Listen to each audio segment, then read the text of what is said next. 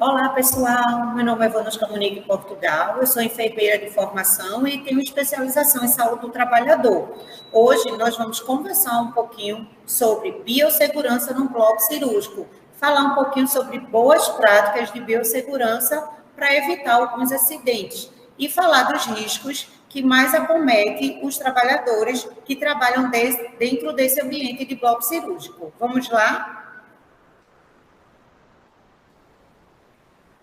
Então, pessoal, dentro do bloco cirúrgico, né, para entender melhor como funciona esse fluxo dentro do bloco cirúrgico e a importância, podemos demarcá-lo como um dos setores mais importantes, né, sem desmerecer os outros setores, mas dentro do bloco cirúrgico, ele atrai a evidência dos resultados, pois é visto como uma das áreas mais complexas por causa da dramaticidade das operações e com o dever demonstrativo dos resultados positivos das cirurgias, tá certo?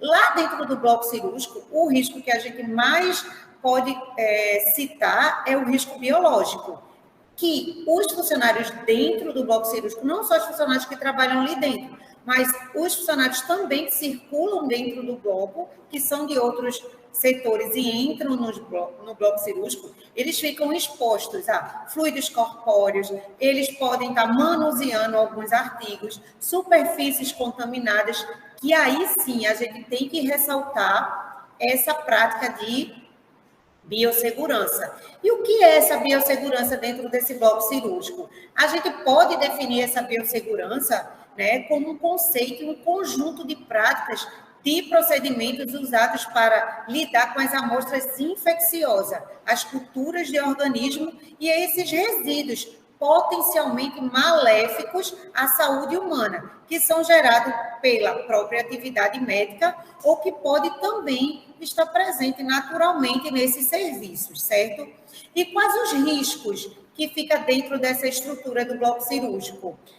São encontrados 4 riscos lá dentro do bloco cirúrgico: o biológico, o físico, o químico e o ergonômico. Mas agora aqui a gente vai citar um pouquinho do risco químico e do risco biológico, que são os riscos que mais ficam expostos os funcionários dentro desse setor. O risco biológico, ele se refere ao contato do trabalhador com micro-organismo, né?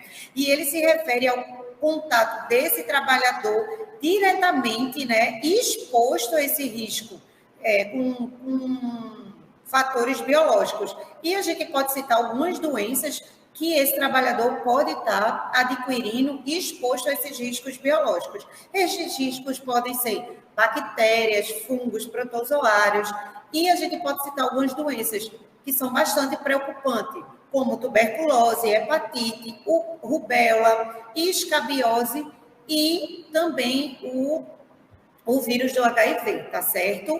E como essa enfermeira pode promover biossegurança dentro desse bloco cirúrgico? Ela tem que lavar as mãos frequentemente. A gente sabe que as boas práticas de higiene é que vai evitar que esse risco venha a contaminar. Então, a primeira coisa que tem que ser feita dentro desse bloco cirúrgico é a lavagem das mãos. Então, é muito importante essa lavagem das mãos para evitar esse risco desses riscos biológicos, tá certo, gente?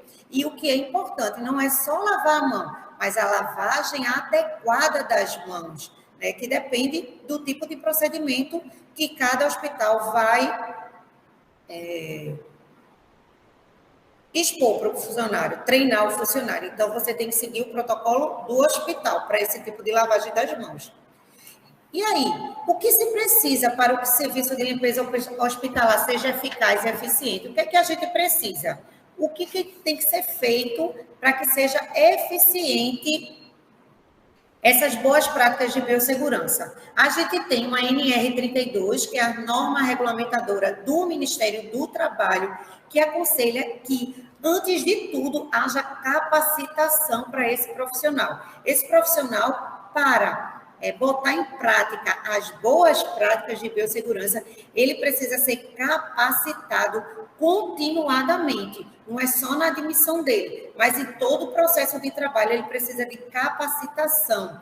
Tem que dar soluções apropriadas e também capacitar esse profissional a estar utilizando os equipamentos de proteção individual, que muita gente conhece como EPI, alertando também quais são os riscos ocupacionais que esse profissional vai estar exposto. O Ministério do Trabalho, ele estabelece várias normas regulamentadoras. Uma das normas é também o PPRA, que é o Programa de Prevenção de Risco Ambiental, que por conta desse Programa de Prevenção de Risco Ambiental vai ser elaborado o protocolo de boas práticas de biossegurança dentro do setor do centro cirúrgico. Então, a coisa mais importante é esse treinamento que tem que ser feito com esse trabalhador.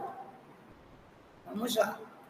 E, como eu falei para vocês no início, a gente vai citar 2 tipos de riscos: os riscos biológicos e os riscos químicos. Por que a gente vai citar esses 2 e vai esquecer os outros? A gente não está esquecendo os outros riscos, mas esses 2 riscos é o que está mais presente dentro do bloco cirúrgico. Então, é isso que o funcionário tem que focar para botar em prática as boas práticas de biossegurança. Eles são classificados em 3 pontos, os riscos biológicos. Quais são esses 3 pontos? Possível dano, a infecção e o tratamento para essa infecção. Então, se a gente está exposto, qual o dano que aquele risco vai trazer para a gente, né? O que pode causar aquele risco e qual o tratamento vai ser adequado. Os hospitais, eles também costumam ter POPs, que é procedimentos operacionais padrão, que os funcionários também têm que ter conhecimento. Esse procedimento operacional padrão, ele tem que ficar visível para o funcionário, para que, se ocorra o acidente, o funcionário saber quais medidas, naquele momento, de primeiros socorros e as medidas que ele tem que tomar para dar procedimento e prosseguir com o que pode, né, ser de risco para a saúde dele e o que ele vai ter e como ele vai poder tratar. E como a gente pode dizer quais são, vamos dizer assim, a transmissão desses riscos biológicos? Ele pode ser por via cutânea, por via percutânea e pode também variar através de agulhas, né, furos, que a gente pode também estar adquirindo, porque o profissional de enfermagem, ele mexe muito com material pérfuro cortante, por isso que a NR32 fala que todo o material pérfuro cortante, ele tem que ter dispositivo de segurança para minimizar esse risco para o trabalhador, e o trabalhador também tem que saber utilizar esse dispositivo de segurança, senão também, ao utilizá-lo, ele pode estar vendo a se acidentar, certo? E qual o tipo desses riscos químicos que ele vai estar exposto? As substâncias que ele manuseia dentro desse centro cirúrgico, certo? E também névoas, as neblinas, os gases e os vapores, que a gente também fica exposto dentro desse ambiente de trabalho. E a gente pode também estar se contaminando desses riscos químicos através de pele ou ingestão. Como a gente vai prevenir de estar se contaminando com esses riscos químicos? É muito importante o uso de EPI. Eles são utilizados como respiradores, óculos de proteção, luva de segurança, a bota de PVC, certo? Cremes de proteção também, o avental e também, em algumas ocasiões, a gente tem que usar aquele jaleco, né, cirúrgico, que é o capote cirúrgico. Então, é importante falar para vocês que todos os EPIs disponibilizados pelo local de trabalho, eles têm que ser usados. E para que ele seja usado, o profissional tem que ser treinado para usar adequadamente. Não é só fornecer esses EPIs. Esses EPIs, eles precisam... o profissional precisa estar bem informado de como vai ser utilizado esse EPI. Eu falo um pouquinho rápido, vou falar um pouquinho devagar. E agora, o centro cirúrgico, né? Como é que são os procedimentos que são utilizados nesse centro cirúrgico? Esses procedimentos anestésico cirúrgico, diagnósticos e terapêuticos, tanto em cateter eletivo quanto em emergencial, né? Como ocorrem essas intervenções invasivas? Quais são os recursos que são necessitados para a eficácia dele e com a mão de obra qualificada para o procedimento. A gente vai falar um pouquinho sobre tudo isso agora. A gente já falou que o centro cirúrgico é o ambiente do hospital onde são realizados os procedimentos. Esses procedimentos, muitas vezes, de alta complexidade. Isso coloca o trabalhador mais ainda em risco. Não só o trabalhador fica em risco, o paciente também vai ficar exposto a alguns riscos dentro desse ambiente hospitalar. A gente não vai entrar em detalhe, mas o paciente também está exposto. É o que a gente vê muito falar, a tal da infecção hospitalar, né? O processo de infecção hospitalar. Então, esse processo de infecção hospitalar também se dá por algumas práticas de biossegurança que não são enquadradas dentro do processo cirúrgico ou do processo pós-cirúrgico daquele paciente. Então, a gente vai focar agora um pouquinho sobre essas práticas que eu acabei de citar para vocês. Esse centro cirúrgico é uma unidade do ambiente hospitalar onde são realizados procedimentos anestésicos cirúrgicos, diagnósticos e terapêuticos, tanto de catéter eletivo quanto de catéter emergencial em saúde, né? Ele tem essa realização de intervenção, essas intervenções invasivas requer o uso de tecnologias de alta precisão. Além disso, o trabalho nesse centro cirúrgico, ele é marcado pelo desenvolvimento de práticas complexas e interdisciplinares, com forte dependência da atuação individual de cada trabalhador. Então, como eu falei para vocês, eu vou focar. É chato biossegurança, porque, eu já sei que tenho que fazer isso, eu já sei que tenho que aplicar isso, mas isso não é aplicado. O trabalhador, ele acaba caindo nessa rotina e não faz a aplicabilidade correta dessas normas. A gente, muitas vezes, as condições de trabalho da equipe, né, é marcada por pressão, por estresse, e esse trabalhador acaba não colocando em prática os procedimentos. Por isso que é importante dizer para vocês que o centro cirúrgico, além de ser um dos setores mais importantes do ambiente hospitalar, ele precisa de mão de obra qualificada para realizar esses procedimentos de alta complexidade, tá certo? E na busca por essa qualidade dos cuidados de saúde, o enfermeiro é um profissional com potencial para desempenhar esse processo de melhoria, né, junto com a sua equipe multidisciplinar. Eu estou falando bem do enfermeiro assim, porque é minha área de atuação, mas o enfermeiro, ele sempre trabalha em conjunto com a equipe multidisciplinar. O enfermeiro nunca ele vai estar trabalhando sozinho, ele nunca vai conseguir aplicar essas práticas e normas de biossegurança sem a equipe andar sincronizada, sem a equipe trabalhar em conjunto. Então, essas áreas toda dentro do centro cirúrgico, a gente que sabe que é o pré-operatório, o operatório e o pós-operatório, ele precisa estar em sincronia para poder o atendimento ser eficiente e eficaz. Tá certo, pessoal? Vamos lá. Estou falando que só. Então, eu falei para vocês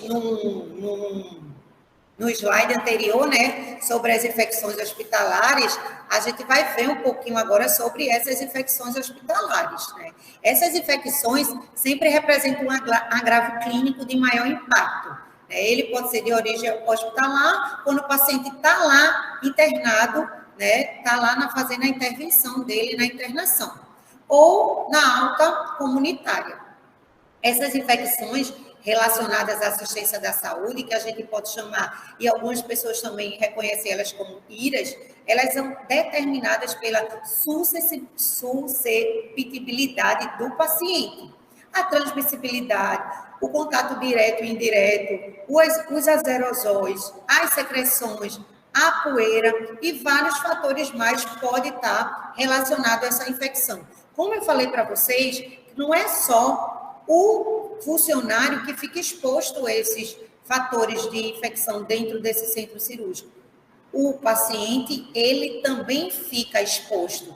E por conta, muitas vezes, do profissional que manuseia e realiza os procedimentos desse paciente, o paciente vem a desenvolver as IRAs, tá? Essas IRAs são um dos eventos adversos mais frequentes associados, né, à saúde. E é um grande problema de saúde pública, pois aumenta a morbidade e a mortalidade e os custos também relacionados, além de afetar a forma negativa da segurança do paciente. Então, a importância, para vocês verem como o profissional, ele tem diretamente, né, vamos dizer assim, responsabilidade por essa infecção relacionada ao paciente. Então, as normas e as boas práticas de biossegurança, elas devem ser empregadas a todo o momento. Você é seu próprio fiscalizador, é você propriamente que fiscaliza as suas ações, certo? Quando você é treinado, você tem que botar em prática o que você aprendeu. E qualquer dúvida, você tem que procurar o seu superior para